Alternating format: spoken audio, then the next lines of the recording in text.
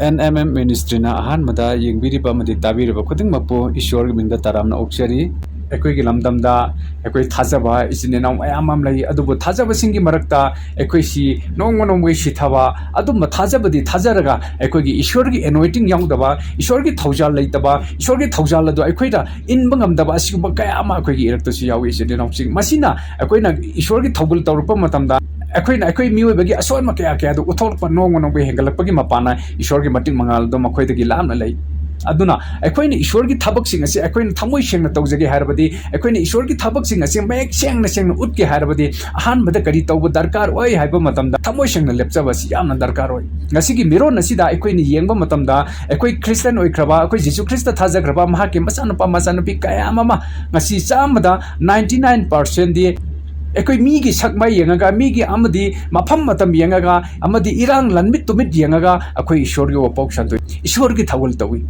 अखोइना नुंगाई नुंगाइबा मफम खल्ल खल्लगा अखोइना ईश्वर की वपोक संतु अखोइसी अचौपा सेलिब्रिटी अमनी हायन निंगबगी मपाना अखोइसी अखंग अहिबा अमनी हायन निंगबगी मपाना ngasiदा अखोइना ईश्वर की वपोक संतु मदुना नाहके मथक्ता ईश्वर की नुक्सीबदो ईश्वर की ब्लेसिंग अदो ईश्वर की खुदोल अदो नाहके नथक्ता फंगबा ngamde सिने नौसी मदुनानी ngasi इरमदा मणिपुरदा अखोइ क्रिस्टियन ओइख्रबसे नोंग नोंगबगी मानाय जाथरैबा सिथरैबसी मसिदगे हौरकपनी सिने नौसी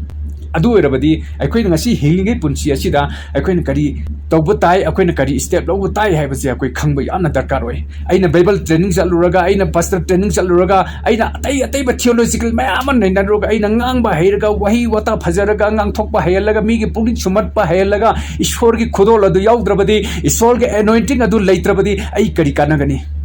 अइ खिंगलिबा कोटाट गुमनी हौरिबा मकोल हौरिबा पोट अमगुमनी अदुनदी अइना थियोलॉजिकल तमगसु अइना बाइबल ट्रेनिंग चलुरगसु अइना पास्टर के ट्रेनिंग चलुरगसु मसक नाइबा सर्टिफिकेट कया फंगलबसु अइना ईश्वर की पांगल अदु लैत्रबदी ईश्वर के एनॉइंटिंग अदु अइगी इथक्ता लैत्रबदी अइना कया तमुरबसु मदु करिसु कानदबनी सिने नौसी मामांगैदा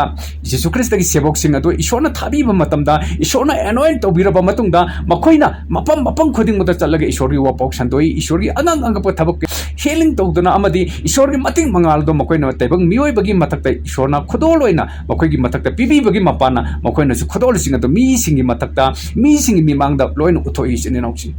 मखोइना बाइबल ट्रेनिंग चलुबा लैते मखोइना पास्टर ओइनबगी दमक्ता अचौबा सर्टिफिकेट अफा सर्टिफिकेट पाइरबगी मथौतादी करी मथौताई हाइबा मतमदा ईश्वर के अनिंगबदु करीनो खंजरगा चलपा मतम अदुदा मदुना माइ पागले ngangbada sakpada haibada migi pungning sumatpa ngami adubu matam kharagi wai maduna tungkoina chapriyade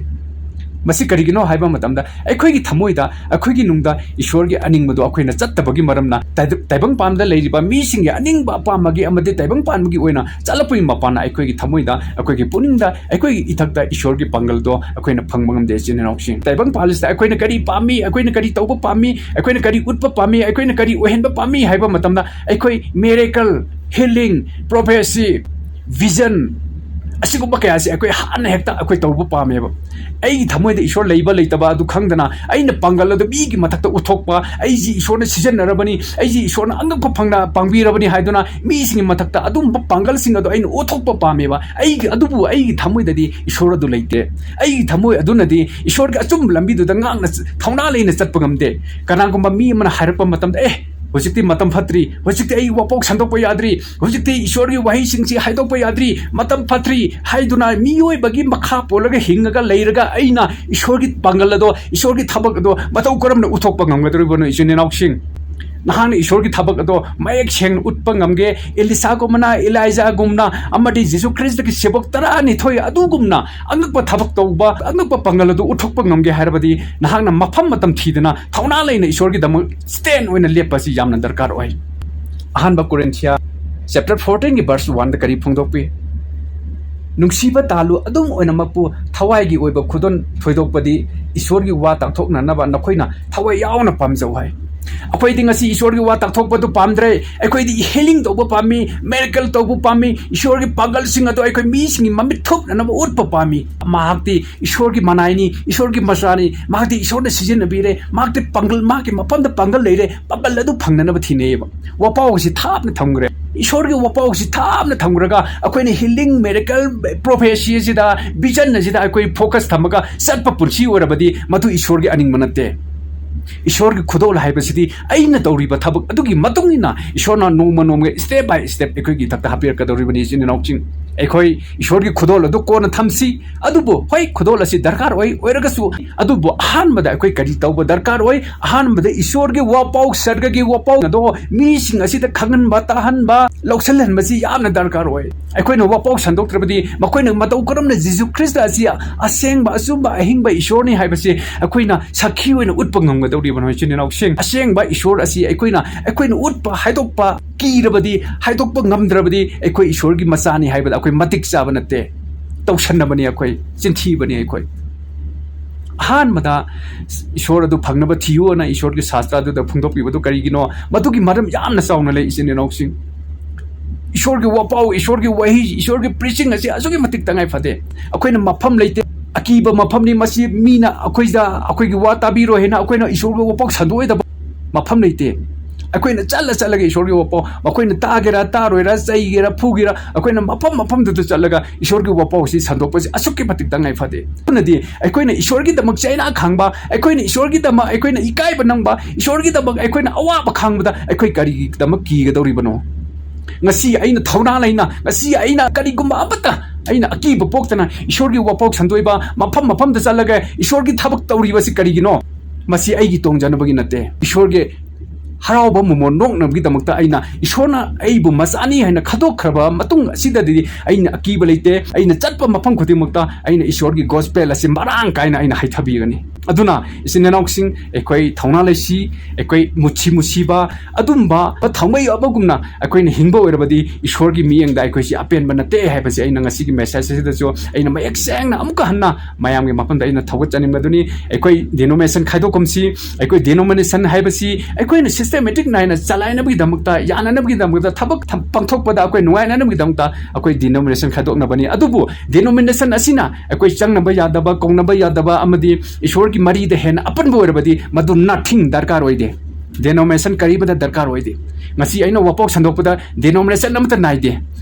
jati khudimaki taibang palusda ishorna sembi graba adam amadi ibta ke hauraga ngasi aikoi sing ngasi ichinanaw amatani aduna aikoi gi marakta sagai natai jat bijat kari kum amata leite ishor gi achumba asengba wahi sing ado haidok jarga makoi gi thamoida makoi gi thawai da thungjaraga hayeng makoi aduna ishor gi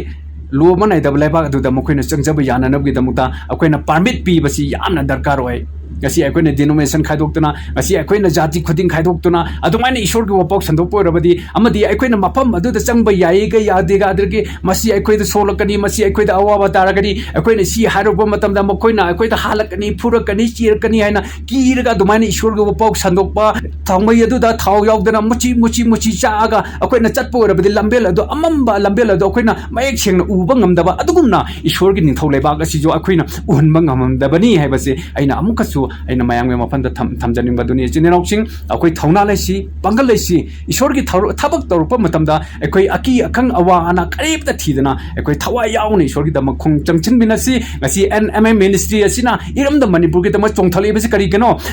मुछि लेइरब थवाइ सिंग असि कनेनम की दमकता मुछि चलिबा थवाइ कया असिबो अकोइना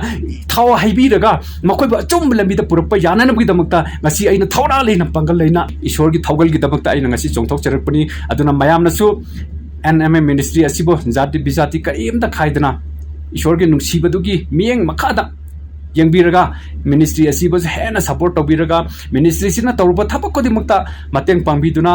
अखोइ गे अंगम खरगरदा ओरबसु share तौबिदुना ministry असिना हेना थवाइ कया बु कंजब ngamnanaba amadi mamliba punsi kaya bu aseng lambida chum lambida thawna leina pagal leina chachab ngamnanaba ईश्वरना mahaki mating mangaladuna support tawriba khuding ki matak ईश्वर nganbiba amadi chingbiba chu oisunu haibasi aina aroibada thamjaraga ngasi ki message asi matang sida losenjarage thagachari tajagraba khuding ki matak ईश्वरना mapa naidaba amadi ingthaba bor adu bibiba oisunu इरमदा Manipur नुंगाय फबा चौखटपा ईश्वर की blessing न थनबा ईश्वर की थवाय असेंगदुना थनबा इरमदा mama नोंगमदि सोयदना ईश्वर न ओहेनबी कनी हाइबसि आइना अमगुसु आइना जीसु Christ मिन आइना लौथोबी आमेन God bless you.